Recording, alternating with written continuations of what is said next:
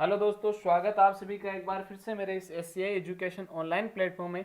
दोस्तों आज हम यहाँ पर पढ़ने वाले हैं राजस्थान का प्राचीन इतिहास। और राजस्थान के प्राचीन इतिहास में भी हम सबसे पहले पढ़ेंगे सभ्यताओं को। और सभ्यता आज जो हम लेंगे वो सभ्यता कौन सी लेंगे? कालीबंगा सभ्यता।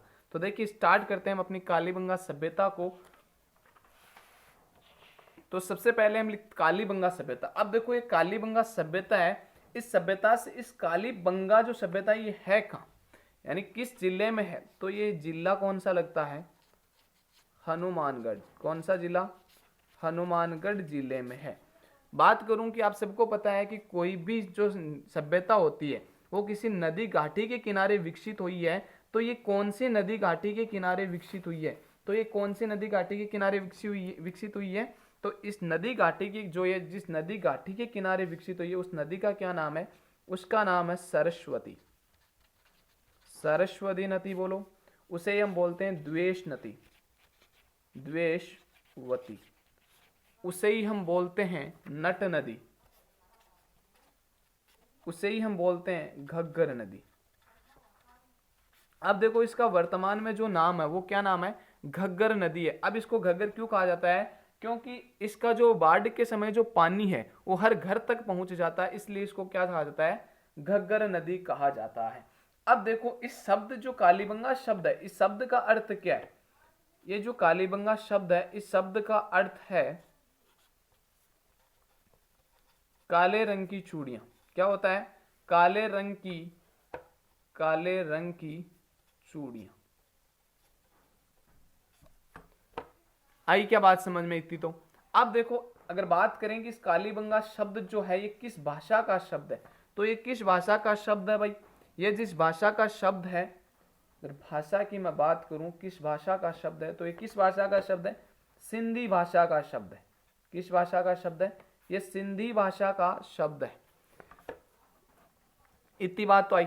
अब देखो आगे कि सबसे पहले यानी इसका काल देखते हैं कि इसका टाइम जो पीरियड था यानी इसका समय था वो कितना था। तो इसका जो काल है, या काल बोलो या समय बोलो,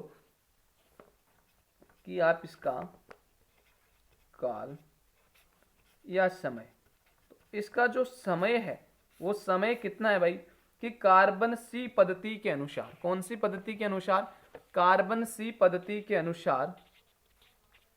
कार्बन सी पद्धति के अनुसार 2350 ईसा पूर्व से 2350 ईसा पूर्व से 1750 ईसा पूर्व है। कितना है? कार्बन सी पत्ती के अनुसार 2350 ईसा पूर्व से कितना है भाई? 1750 ईसा पूर्व इसका जो टाइम है वो माना गया है।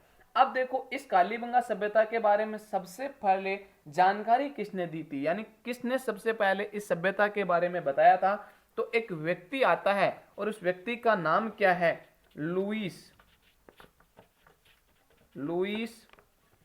P Tessitori. कौन है? Louis P Tessitori. ये एक व्यक्ति आता है और इस व्यक्ति ने क्या कहा था सर्वप्रथम? कि इस व्यक्ति ने सर्वप्रथम कालीबंगा सभ्यता की जानकारी दी। तो हम लिख सकते हैं कि कालीबंगा सभ्यता की सर्वप्रथम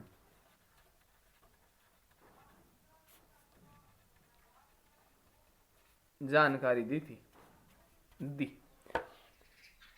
अब देखो कि यहां पर हमने कालीबंगा सभ्यता ली और कालीबंगा सभ्यता में देखो कितनी बातें देखी कि कालीबंगा सभ्यता है। इस सभ्यता का अगर इस किस भाषा का शब्द है ये कालीबंगा, तो किस भाषा का? सिंधी भाषा का शब्द है। अगर अर्थ की बात करें तो इस कालीबंगा का अर्थ क्या होता है? काले रंग की चूड़ियां। क्या होता है? काले रंग की चूड़ियां होता है। कालीबंगा सभ्यता किस जिले में? तो हनुमानगढ़ जिले में। नदी की बात करूं तो सरस्वती नदी है, इसे ही द्वेष नदी बोलते हैं, इसे ही नट नदी बोलते हैं, और इसका ही एक नाम और है मृत नदी, और इसे ही बोलते हैं घग्गर नदी। और घग्गर इस नदी का नाम इसलिए पड़ा कि कहा जाता है कि बाढ़ आने के समय इसका पानी हर घर तक पहुंच जाता है, इसलिए इसका नाम क्या पड़ा? घग्गर नदी पड़ा। अगर इसकी टाइम की बात करें, इसका काल हम देखें, समय हम देखें, तो कार्बन पद्धति के अनुसार इसका जो टाइम था वो 2350 ईसा पूर्व से 1750 ईसा पूर्व माना गया है। अब देखो इस कालीबंगा सभ्यता के बारे में सबसे पहले जो जानकारी दी थी, वो जानकारी दी थी उस व्यक्ति का नाम क्या है, लुईस पी तेसी त्योरी है। इसने ही क्या किया था, कालीबंगा सभ्यता के बारे में सर्वप्रथम जानकारी दी। तो अब देखते हैं, चलो इसके खोजकर्ता कौन है, उत्खनन करता सबसे पहले इसको खोजा गई इसने था। तो देखो फर्स्ट खोजकर्ता, फर्स्ट खोजकर्ता, तो सबसे पहला जो इसका खोजकर्ता आता है वो कौन आता है, वो आता है आपका 1952 में अमलानंद घोष। किसने की थी, 1952 में अमलानंद घोष ने क्या की थी, इसकी खोज की थी। यानी 1900 सबसे पहले खोज अमलानंद घोष ने, सर्वप्रथम किसने की थी खोज, 1952 में अमलानंद घोष ने की थी। अब देखो आगे कि इसके बाद में दो खोजकर्ता और आते हैं। किसके बाद में, इसके बाद में खोज।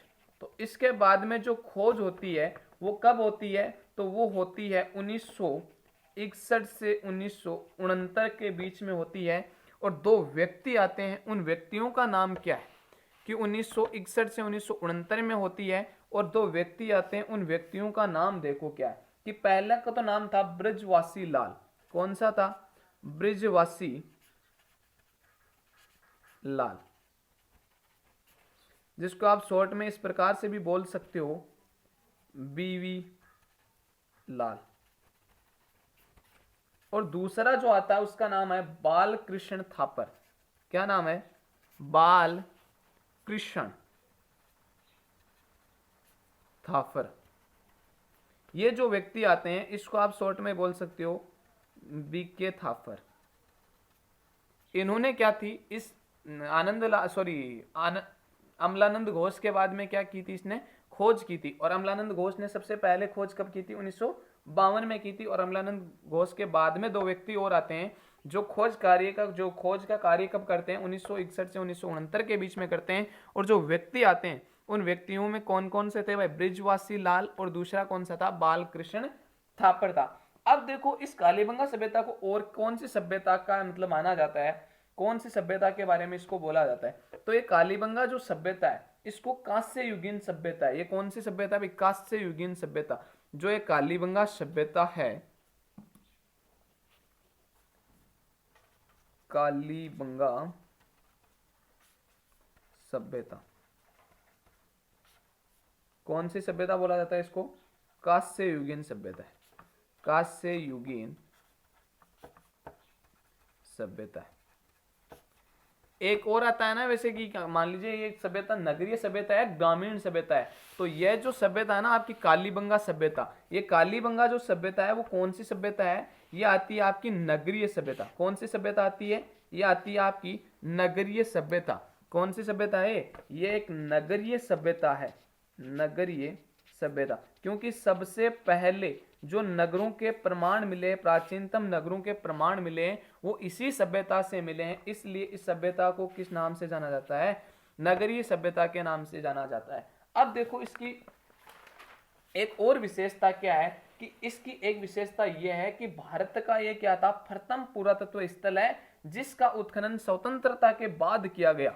तो हम लिख सकते हैं इसको इस प्रकार से कि भारत का, इस प्रकार से हम इसमें लिख सकते हैं कि यह स्वतंत्र भारत का प्रथम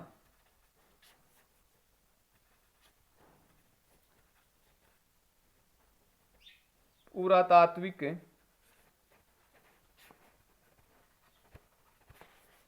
स्थल है जिसका उत्खनन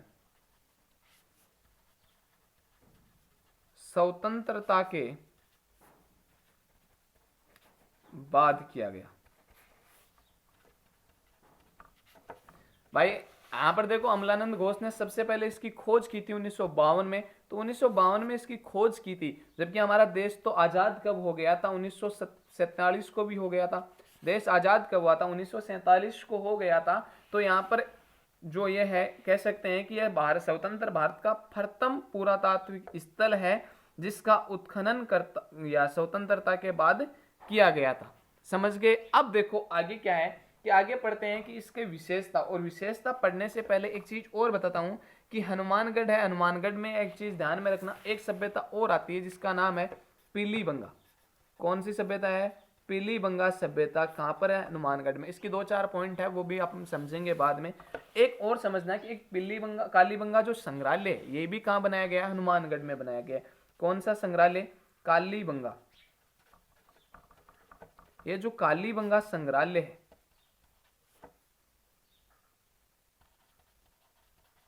ये कहां पर है भाई, हनुमानगढ़ में। कहां पर है, हनुमानगढ़ में। और हनुमानगढ़ में है किसने बनाया था, ये बनाया था राज्य सरकार ने। किसने, राज्य सरकार ने बनाया था। अब राज्य सरकार ने बनाया, कब बनाया था इसको, 1985-86 में बनाया था। 1985-86 में राज्य सरकार ने क्या बनाया था, कालीबंगा संग्रहालय बनाया था, जो किस जिले में आता है, यह आपके आता है हनुमानगढ़ जिले में। देखो आगे आप आते हैं इसकी विशेषताओं में। जब उसका उत्खनन किया गया था तो उत्खनन के समय यहाँ पर क्या क्या मिले थे उनके बारे में बात करते हैं। तो उनकी विशेषताओं के बारे में हम थोड़ा सा क्या करते हैं, पढ़ते हैं। तो देखो चलिए, इनकी विशेषताओं में हम सबसे पहले पढ़ते हैं कि इनकी विशेषताओं में सबसे पहला पॉइंट मैं लेता हूं, विशेषता। और विशेषताओं में हम सबसे पहला पॉइंट लेते हैं कि यहाँ की जो सड़कें थी वो सड़कें क्या थी, समकोण पर काटती थी। कि सड़कें समकोण पर काटती थी। किस पे काटती थी, समकोण पे काटती थी। अब देखो समकोण पर किस प्रकार से काटती थी, यानी यहां पर जो भवन बनाए गए थे वो भवनों के जो अवशेष मिले हैं वो इस प्रकार से, कि इस प्रकार से कोई भवन है। चलो एक दूसरा पेज लेके हम समझते हैं कि इस प्रकार से मान लीजिए कि पहली विशेषता हम पढ़ रहे हैं, विशेषताएं।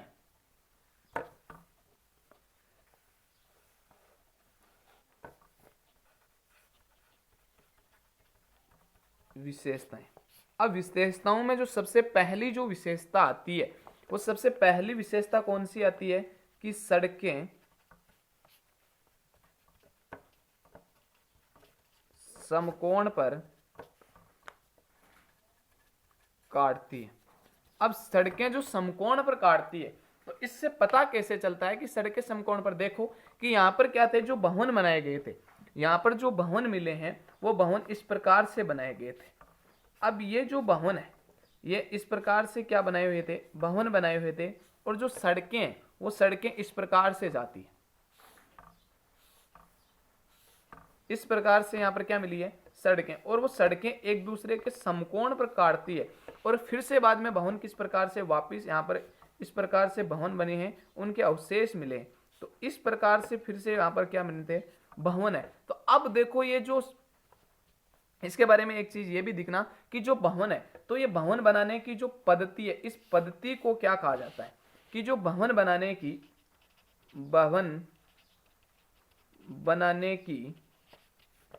पद्धति, ये जो भवन बनाने की जो पद्धति है ये पद्धति भी कौन सी पद्धति कहा जाता है, इस पद्धति को कहा जाता है जाली पद्धति। कौन सी, जाल पद्धति। पहला तो इसको बोला जाता है, देखो बहुत सारे नाम है इसके, जाल पद्धति। और किस नाम से जानते हैं इसको, ऑक्सफोर्ड पद्धति।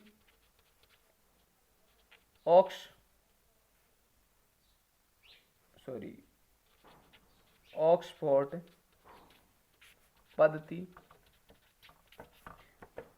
इसको ही बोलते हैं ग्रीक पद्धति,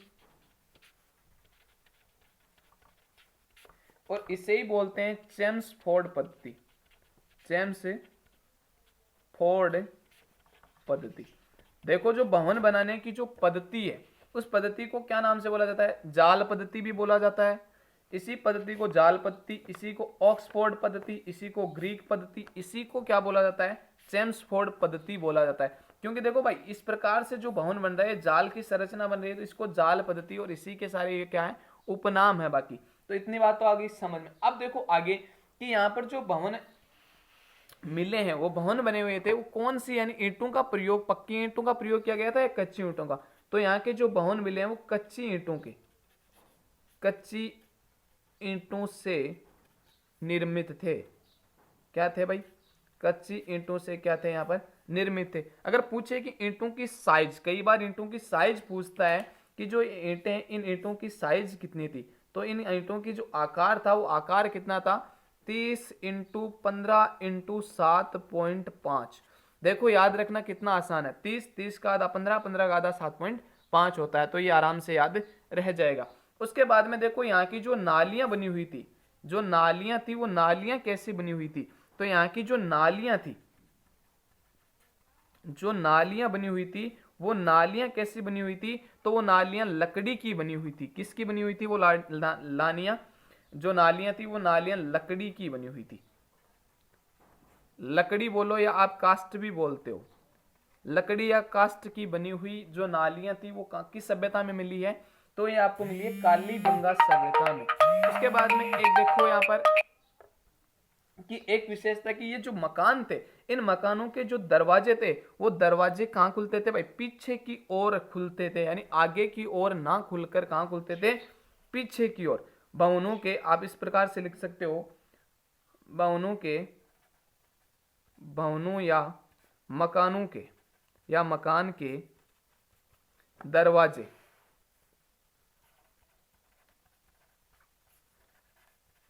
पीछे की ओर खुलते थे। तो ये इसकी जो 2-3 विशेषताएं हैं, बाकी भी इसकी बहुत सारी विशेषता और है। तो देखो आगे वाली विशेषता क्या है इसकी, कि इसे दीनहीन सभ्यता भी कहा जाता है। कौन सी सभ्यता कहा जाता है, दीनहीन सभ्यता कहा जाता है। उससे पहले आपके पहले विशेषता समझ में आ गई होगी कि यहाँ पर क्या होती थी, सड़कें समकोण प्रकार की थी, जो मकान बने हुए थे वो इस प्रकार से बने हुए थे, और मकान बनने की जो पद्धति है उस पद्धति को जाल पत्ती, ऑक्सफोर्ड पत्ती, ग्रीक पत्ती, जेम्स टोड पत्ती, यानी इतने सारे इसके ही जाल पद्धति के क्या है उपनाम है। यहाँ की जो सड़कें हैं वो सड़कें कैसी बनी हुई थी भाई, समकोण प्रकार की थी। यहाँ के जो मकान बने हुए मिले वो कच्चे ईंटों से निर्मित थे। ईंटों की साइज 30 इंटू 15 इंटू 7.5 थी। यहाँ की जो नालियां थी वो नालियां लकड़ी की बनी हुई थी, यानी कास्ट की बनी हुई मिली है। और यहाँ के जो भवनों के दरवाजे थे वो पीछे की ओर खुलते थे, यानी सामने नहीं खुलते थे रोड के। अब देखो आगे बात करते हैं कि इसे ही कौन सी सभ्यता कहा जाता है, दीनहीन सभ्यता। 2 नंबर की हम विशेषता लेते हैं कि इसे दीनहीन सभ्यता कहा जाता है। दीनहीन सभ्यता क्यों कहा जाता है, कि जो मकान थे वो मकान किसके थे, कच्ची ईंटों से निर्मित थे। मकान जो थे वो कच्ची ईंटों से निर्मित होने के कारण ही इसको क्या कहा जाता है, दीनहीन सभ्यता कहा जाता है। आगे की जो विशेषता देखो कि इसमें क्या है कि यहाँ पर सबसे पहले विश्व के जो प्राचीनतम जूते हुए खेत के जो प्रमाण मिले वो कहां से मिले, यहीं से मिले। तो तीसरी विशेषता हम लिख सकते हैं कि विश्व के प्राचीनतम जूते हुए खेत के प्रमाण मिले हैं। और चौथी विशेषता इसमें यह भी मिला है कि सबसे पहले जो भूकंप के अवशेष मिले वही इसी सभ्यता से मिले हैं। तो हम सब लिख सकते हैं कि विश्व के प्राचीनतम भूकंप के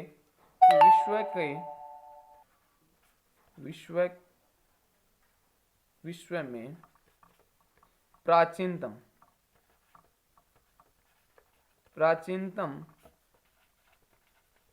भूकंप के साक्ष्य यहीं से प्राप्त हुए। अब देखो यहां से ही विश्व के सबसे पहले जो भूकंप के साक्ष्य हैं वो कैसे प्राप्त हैं। देखो इस प्रकार से यहाँ पर क्या बने हुए थे, मकान बने हुए थे, और इन मकानों की दीवार में क्या पाई गई है, दरारें पाई गई है। यानी यहाँ की जो मकानों की दीवार है, इन दीवारों में क्या पाई गई है, दरार पाई गई है। दरार पाने के कारण यहाँ के जो पुरातत्व वेताए थे उन्होंने ये अनुमान लगाया है कि विश्व में शायद यहाँ पर क्या आया था, सबसे पहले भूकंप यहीं पे आए थे। और ये सभ्यता जो नष्ट हुई है वो किसके कारण हुई है, प्राकृतिक आपदा के कारण ही ये जो सभ्यता है वो क्या हुई है, नष्ट हुई है। तो इस कारण हम कह सकते हैं कि विश्व के जो प्राचीनतम भूकंप के साक्ष्य हैं वो कहाँ मिले, यहीं से मिले हैं। क्यों मिले, कि यहाँ पर दरार, जो दीवार थी मकानों की, उनमें क्या पाया गया, दरार पाई गई है। आगे देखो कि यहाँ पर एक साक्ष्य, दो दो फसलें बोने के साक्ष्य भी मिले। 5वीं नंबर की विशेषता कि यहाँ पर एक साथ दो फसलें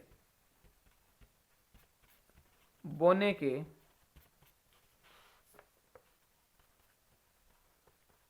साक्ष्य प्राप्त हुए। अब देखो, दो फसलें बोने के साक्ष्य प्राप्त हुए, वो दो फसल कौन कौन सी है, तो यहाँ की जो दो फसलें हैं वो फसलों के कौन सी फसलों के अवशेष मिले, जौ और गेहूं। जौ और गेहूं, जो ये जौ और गेहूं जो फसलें हैं वो एक साथ बोने के जो साक्ष्य मिले वो कौन सी सभ्यता से मिले, कालीबंगा सभ्यता से मिले। किस सभ्यता से मिले, तो कालीबंगा सभ्यता से मिले। तो ये हो गई इसकी मुख्य विशेषताएं जो आपने पढ़ी है कि यहाँ पर सड़कें समकोण प्रकार थी, मकान जो बनाने की पत्ती है ग्रीक जाल, मकान कच्ची ईंटों के साइज 30x15x7.5, यहाँ की जो नालियां हैं वो लकड़ी की बनी होती थी। दूसरी विशेषता की भवनों की जो दरवाजे थे वो पीछे की ओर खुलते थे, सामने नहीं खुलते थे रोड के। इससे देखो, इससे दीनहीन सभ्यता कहा जाता है। आगे वाली तीसरी विशेषता, इसके विश्व के प्राचीनतम जूते हुए खेत के प्रमाण भी यही मिले हैं और विश्व में प्राचीनतम भूकंप के साक्ष्य यही मिले हैं। और यहाँ पर एक साथ दो फसलें बोने के क्या मिले हैं, अवशेष मिले हैं, साक्ष्य प्राप्त हुए हैं। तो दोस्तों आगे की जो विशेषताएं हैं वो हम पढ़ेंगे नेक्स्ट वीडियो में, पार्ट नंबर 2 बनाऊंगा उसमें। तो बाकी आज इतना ही पढ़ेंगे। और वीडियो आपको पसंद आया है तो वीडियो को लाइक कीजिए, शेयर कीजिए, और अगर ज़्यादा से ज़्यादा आप शेयर कीजिए इसे सोशल मीडिया साइट पर, जैसे फेसबुक, व्हाट्सएप, जितने भी हैं। और अभी तक आपने हमारे चैनल को सब्सक्राइब नहीं किया है तो दोस्तों प्लीज़ चैनल को सब्सक्राइब कर लीजिए और साथ में बेल आइकन को भी प्रेस कर लीजिए। धन्यवाद।